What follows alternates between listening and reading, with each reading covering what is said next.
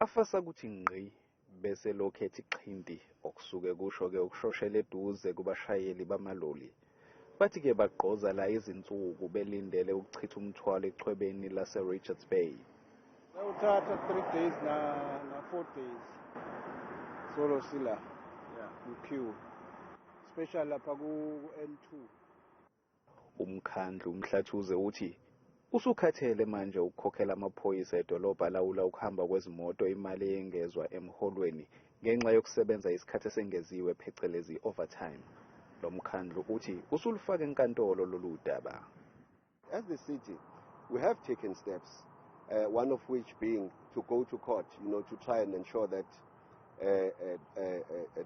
Transnet and the mother department, and of course the department that is responsible for the management of roads, refund the city all the expenses that the city has suffered.